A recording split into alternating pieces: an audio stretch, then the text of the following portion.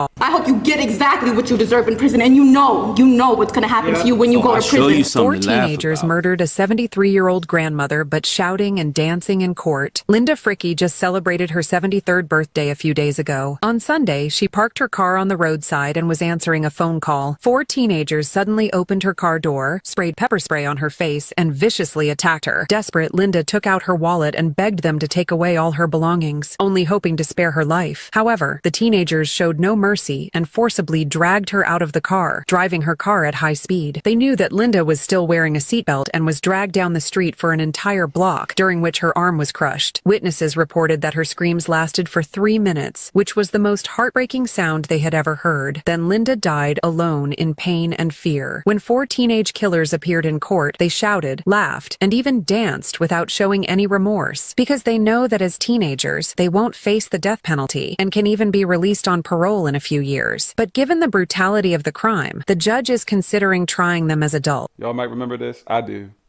Yeah, this was rather disturbing. Just another one to add to the list of seemingly endless examples of how we're failing as black parents in this country. Y'all need to wake up. It's time to tell it like it is. Excuse me, your child didn't pay for that. I didn't charge him for it. What you talking about? The thing in his hand, I didn't charge him for it. Gotta steal a motherfucking thing about this motherfucker. No, you gotta come back. He gotta come back here and pay for it, or you gotta come back. Cause I ain't paying for that. No. Shit.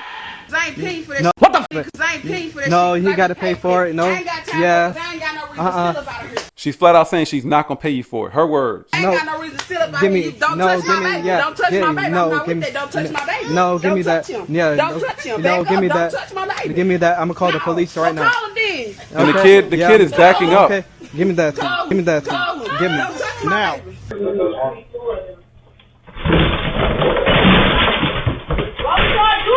That's crazy. Hey. Oh, that's crazy.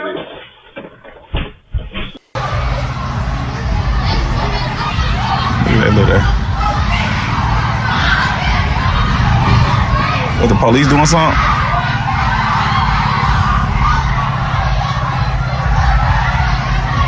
Look.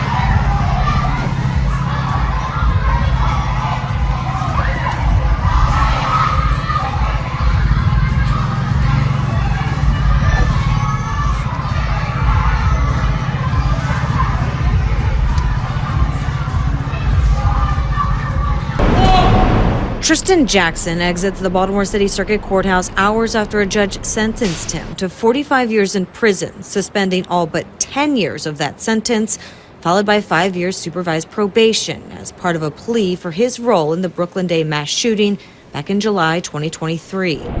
Outside the courthouse, Jackson's family declining to comment and his attorney saying very little. Can we get a statement? I don't have any comment. Thank you very much. Only confirming his plan to file a motion to modify Jackson's sentence. I'm going to file a motion to reconsider, but I don't have any comment about File the motion to modify the sentence? Is that accurate? I'll go ahead and do that. That's pretty standard. Prior to sentencing, Jackson's attorneys talked about his childhood exposure to violence, including a shooting at Mervo High School, which they say led him to arm himself with a gun at the school.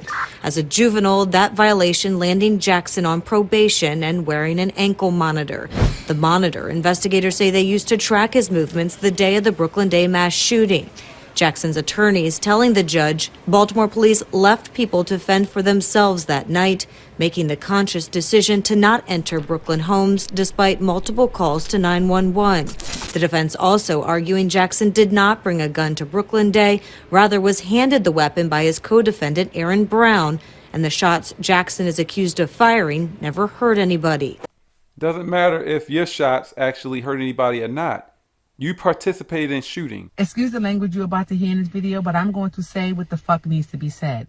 This is the most naked, ass popping, bent over, turning up but broke, celebrating struggle, twerking but stink 'cause they don't know how to wash their ass properly, no loyalty having, double crossing, phony, ignorant ass, high school diploma having, no job or trade skill having, fake entrepreneur, no business etiquette or customer service skill etiquette having, entitled, think I know everything but don't know shit ass generation ever. Okay, this apparently is somebody else's video. I can see the little emoji thing on the side and then somebody's hand coming in and out. Somebody else must have recorded this previously from whoever sent it to me, and they just kind of narrowed it down or what have you. There's a new phenomenon you need to be aware of in today's liberal light on crime world. Teen takeover. Teen takeovers. Teen takeovers. Across the country, spontaneous teen takeovers are popping up. It's when large groups of teens plan to meet in a mall, a movie theater, amusement park, and cause trouble. By now, you may have seen some of the teen takeover in Lakeview late Monday night. Many here jumped off the red line at Belmont, soon blocking traffic and jumping on cars. No violence, but disruption and damage. CPD officers worked to control the crowd and move them out of the area, but the teens left behind a path of destruction. People were horrified by the extent of the damage this morning. Shoe prints on cars, hoods dented, windshields broken. It's terrifying. Everyone was like, well, you got to call your insurance. And we did. And they were like, oh, you don't have the package that covers mob insurance. As this recent incident proves, even if you're outside of the city, you're not safe from teen takeovers. Glen Ellen's really quiet town. I know I've been talking to some of the parents today and a couple of the kids too, and they were definitely kind of freaked out. Video shared with WGN shows the moment a manager was pushed into the lap pool while trying to get the young crowd to leave. A young man appears to help her out of the water while others can be seen laughing. Police say some of the people in the group went in without paying, were smoking pot, drinking alcohol, and setting off fireworks. Police called in backup from area agencies to help disperse the crowds. Video posted on social media shows dozens of teens looting the 7-Eleven off of West Crenshaw, making off with stolen goods, including a fire extinguisher, which was set off outside the store. This video shows the aftermath as customers try to get inside. Look what they did inside of this 7-Eleven. AMC Theater's Streeterville location loaded with Chicago police. Here's why. I thought one of these kids was going to get hit by a car or a bus. Here's just a glimpse of the chaos. 8 p.m. Friday, teenagers storming East Illinois Street. The city estimating 300 teens gathered for about 4 hours. There were fights, a 15-year-old shot in the leg, an 18-year-old also stabbed nearby. What we saw at the Chipotle was totally unacceptable, and we're not going to tolerate that in our city ever again. Chief Smith says she was at Navy Yard Saturday night. That night, massive fights broke out. Teens breached security at nearby apartment buildings. This video shows teens allegedly trying to break into cars. MPD said the group also robbed 2 people, sending one to the hospital. I think it's unacceptable for a parent to assume that they know everything that their children are doing. The new video shows a large group of people, what appears to be young people, swarming through an apartment complex near the shops at Northfield in Denver Sunday evening. I just thought it was insane that there were so many kids gathering to hurt each other. Fights can be seen breaking out in at least 2 different places. Even the threat of a teen takeover has brought some businesses to a standstill. An unusual sight on a beautiful Saturday afternoon, the parking lots at the Denver Zoo Conservation Alliance completely empty. The gates to the zoo locked mid-afternoon. Hopefully this is an overreaction. Hopefully nothing happens. Zoo spokesperson Jake Kuby getting his wish. The planned takeover nowhere to be found at City Park. Denver police told Fox 31 it would devote significant resources to the park to keep people safe. And on Saturday, officers sat at just about every entrance to the near-empty park, joined by a couple Denver fire vehicles as well. DPD says it will continue to monitor social media posts about future takeovers as the summer progresses.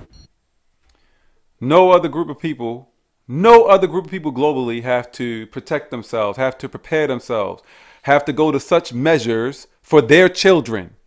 This is the future of black people in this country.